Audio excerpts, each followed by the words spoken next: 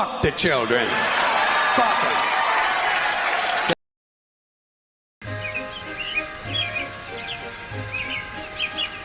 The bridge across the river needs repair, the Fat Controller told the engines. I shall have to make a weight limit across it for a while. Percy and Daisy will be all right, and Toby too, but Thomas is too heavy. Thomas looked anxious. How would you like to go and help Edward? Suggested the Fat Controller. Can Annie and Clarabelle come? Asked Thomas. The Fat Controller shook his head. They'll be needed here, I'm afraid, he said. Daisy can't carry all your passengers on her own. Percy promised to look after Annie and Clarabelle, but they were sorry to see Thomas go. To cheer Thomas up, Edward took him to see Bill and Ben, the twin engines who lived at the China Clay Harbour. Oh dear, not another blue engine, said Bill cheekily. First Edward, then Donald and Douglas, and now... Don't forget Gordon, interrupted Ben. He came here once by mistake, so he said.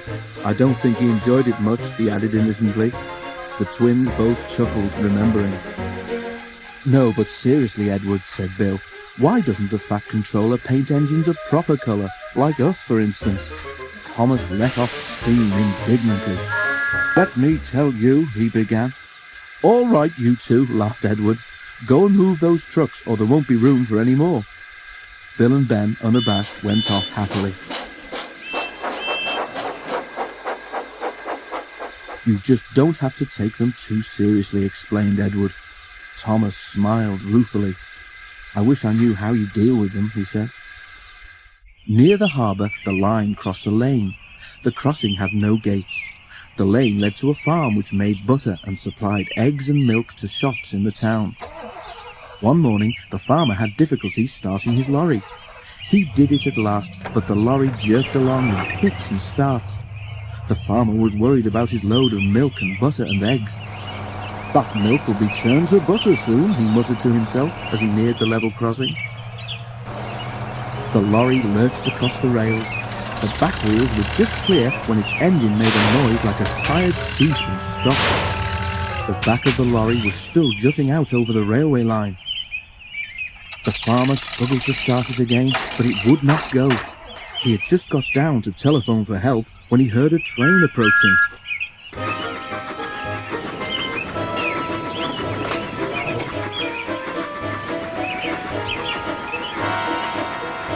Thomas wasn't going fast.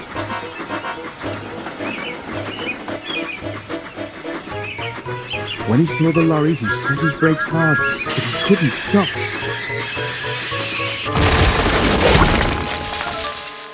The force of the blow spun the lorry round. Splintered wood flew everywhere, and eggs, butter and milk were catapulted over Thomas. Ugh! He exclaimed and stopped. Just look at my poor old lorry, said the farmer, emerging from behind the hedge where he'd been sheltering. What a way to make an omelette!